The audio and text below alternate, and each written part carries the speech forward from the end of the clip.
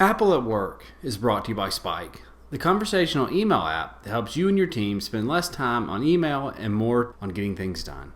Get your email, team, chat, groups and channels, calendar, task, video, and audio calls, and more in one place so you'll never waste time switching between apps again. Get more done with Spike. Learn more at spikenow.com/9to5mac. Welcome to our Apple at Work webinar. We did one of these a few months ago, and we're back again doing another one. And this week, I want to talk about enterprise communication tools. This is something that has evolved a lot in my time in the full-time job market. I started my first full-time job in 2004. Really, since then, we've seen communications completely change in the workplace. And this is not just in small businesses or large businesses. This is in every industry. I started, I guess, like I said, working in 04. And at the time, like Outlook was what we used. Some people had smartphones. Like it was like maybe the C-level people and maybe some of your field employees had smartphones. But everything happened in Outlook. We didn't have as many instant messaging tools. Really, text messaging was just becoming popular then. I mean, like I remember like actually having to add texting to my plan so I wouldn't have to pay like 10 cents a message, which, looking back on that, like, wow, what a rip-off text messages, ultimately were. But again, so we went from Outlook and email and voicemail, essentially, to now we're inundated with what I call them boxes to keep empty. It's email, it's instant messaging, it's iMessage, it's a Slack or Microsoft Teams style service. It's again cell phone voicemails, work voicemails. Honestly, to me, I'm overwhelmed, and I even joked to my wife recently. I said I feel like working in 2019 is just keeping your boxes at zero. And I don't love that. Like there are aspects of like 2019 communications tools that, like, honestly, it stinks. Like it's just hard to be a worker because you feel like, if you're offline for a day, you come back to just like a mountain of everything. Like again, it's emails. It's iMessages, it's text messages, it's like an internal chat service, it's office voicemails. Like it's overwhelming. You don't even feel like you can like get off the ship, as they say, for like a couple hours without feeling like it'll take you just like that long to recover. And I remember I got married in 2007. I remember that I left my work cell phone at home for the whole week and just wasn't available at all. And that doesn't feel like that long ago that was that way. Like you were just offline and everything just kind of went on its way. Like when I came back, I maybe had like 50 emails to deal with. Now I think I wake up to 50 emails every single day.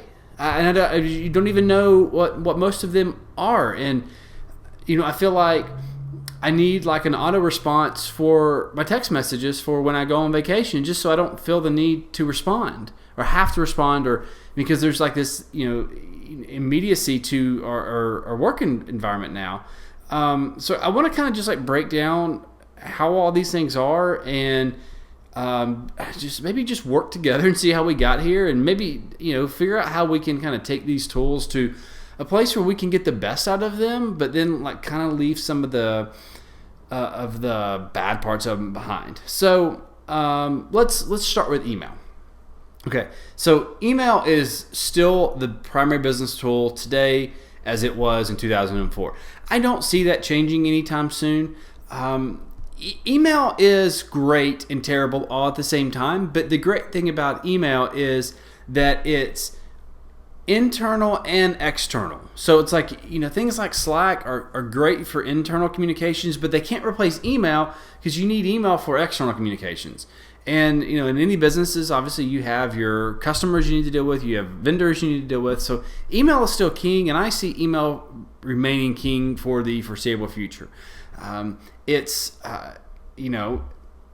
based on open standards. So I can be running G Suite at my organizations, and I can communicate with someone running Microsoft. It's all based on an open standard.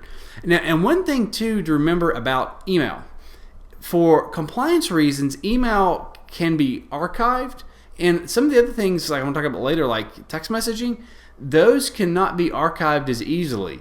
So any email coming into my organization is automatically archived for 10 years through Google's Vault service.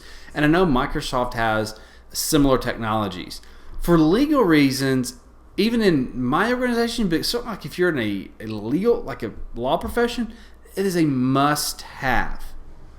So now the downside with email is everyone can use it as well. Unless you have, if you have a public profile on your company page, anyone can send you email. Again, good and bad parts about email. We've seen a lot of apps come along the market in recent years to try to add their own flavor to email, adding things like snoozing email, a certain email until a certain time, pre-scheduling email to like say, hey, I don't want, like let's say you're emailing your team on a Sunday night, but you don't want them to see it till Monday morning. You can pre-schedule that in a lot of email services, and in that way, like you can go ahead and work when you want to work, but then you don't have to kind of put them on notice as well. Apple at Work is brought to you by Spike, the world's first conversational email app. Spike clears the clutter from your inbox and brings together all the collaboration tools you'll ever need in one unified workspace. Get your email, team chat, groups and channels, calendar tasks, video and audio calls, and more in one place, so you'll never waste time switching between apps again. Spike works with your existing email address, so there's no need to create any new accounts. You can also chat with literally anyone, even those who don't have Spike, and it's available as a web app and on macOS, Windows, iOS, or Android. Who knew your email could do that? Want to boost your productivity? Get Spike for free at spikenow.com/9to5mac. Again, get Spike for free at spikenow.com/9to5mac. So, iMessage is an interesting one because this has cropped up in the past few years. Again, when text messaging first became big, you think we had to use the T9 cell phone, so it wasn't as easy to shoot off long messages. But now, because iMessage is built into all of our Apple products, even those with keyboards, you can bust out paragraph long text messages essentially and go to an entire team. The problem with iMessage, there's multiple problems with iMessage. The first one is that it's limited to just Apple devices. So if your organization has Windows and Android users who are also working there, which most organizations do, iMessage is completely eliminated. It'll go from the blue bubble into the green one. The second problem is it's fast-paced. Now, I know a lot of people think iMessage is fast-paced is good, and it can be good in certain situations. But to me, the problem with it is that it lacks tools to deal with do not disturb / out of office. Now, I know we can mute threads, and I know we can put our phones in do not disturb mode. But the problem with it is that doesn't let the person on the other end know that you're not available. So if you've got a colleague that doesn't know that you're on a 2-week-long vacation that's approved by the company and it's paid time off, they may think you're in the office and sending you a text on Monday at 10 a.m. needing something, and you just don't respond for 2 weeks. They're going to be pretty annoyed. But on the flip side, why should you have to monitor your cell phone text messages and kind of respond to everyone as they come in? I've even thought about sometimes on vacation, turning on the manual version of the Do Not Disturb while driving, where it'll send an auto response from your iPhone. And an auto response would be like, hey, I'm on vacation. Please email me about anything urgent, or please contact this person about anything urgent. As funny as that sounds, that actually might work. And it would you kind of solve the problem of feeling like you had to stay on top of your text messages all the time. Again, even as simple as thing is if a person texts you an auto response hey, I'm in a meeting, that way they would know hey, this person's not available. Don't wait on an answer.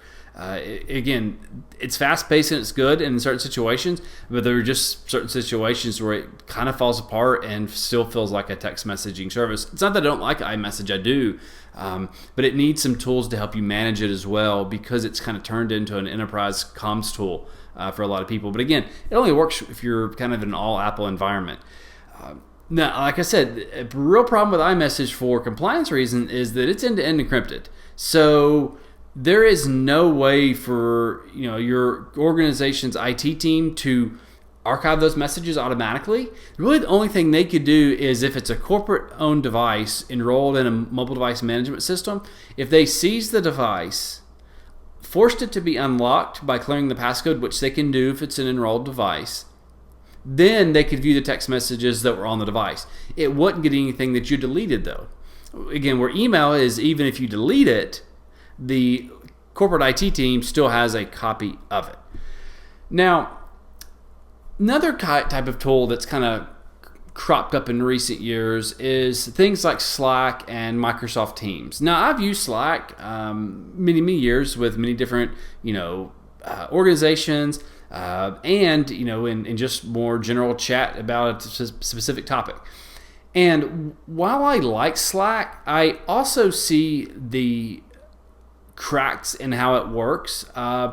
Slack's general channels can often be challenging to follow if you aren't paying attention to them. So it's almost like it's the company water cooler, and if you're not paying attention to it, like, you're missing out on things. And I know you can do things like app reply and things like that, but again, it can still be difficult to follow if like business conversations happening and you don't feel like that, like you feel like if you're not paying attention, you're missing out on like important conversations.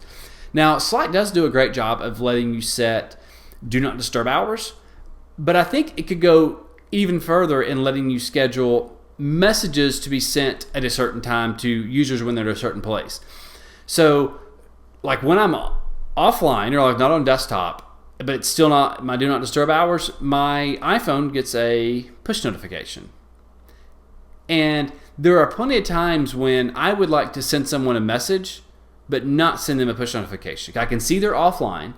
I can see their do not disturb is not active, but I still don't want to bother them. It's still not that important. That they're at the movies or they're out with their family, that I want their phone to vibrate. So what I wish I could do is to say, only show them this message the next time they're either in the app, or another idea would be like only when they're at the desktop. Now, I know plenty of people work only from mobile devices, specifically the iPad, but just an idea. You see where I'm going with that. There needs to be some better controls there as well. I know Slack and Microsoft Teams have a number of things they've added in. One of the recent things in Slack is it's showing you what time zone someone's in, so that's certainly a great idea. Is if your team is separate all around the world, you really don't want to be like expecting someone to respond to a direct message when it's 7 p.m. their time and it's your working hours. Obviously that's not fair to the person that's not technically in the office at that point. Then obviously we've got things like voicemail, cell phone voicemail, and office voicemail, and those haven't evolved that much. In fact, I probably get way less voicemail than I used to do. And then certainly we've added things like voicemail to email in the enterprise for your office phone, and then we've added things like voicemail transcriptions on mobile devices, and those are certainly helpful.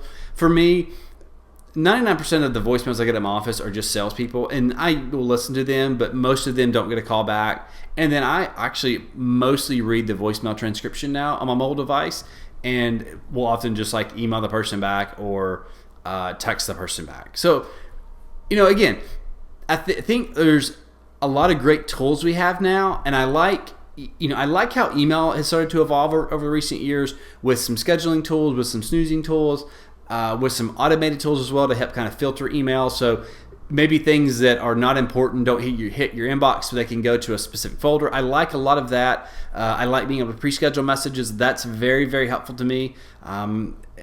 Again, I like iMessage. I like iMessage a lot. I probably spend as much time in iMessage as I do email, but I feel like there's some things that Apple could do to help people manage it better without it, because it still feels like it's text messaging technology in a lot of ways, but we certainly use it for more than just that now, between sending gifts and sending videos and sending photos and sending the tapbacks and the iMessage apps and just general, hey, I need some help here, et cetera, et cetera. Like, there needs to be a way for people to essentially like disconnect from iMessage at work, but still be able to use their devices.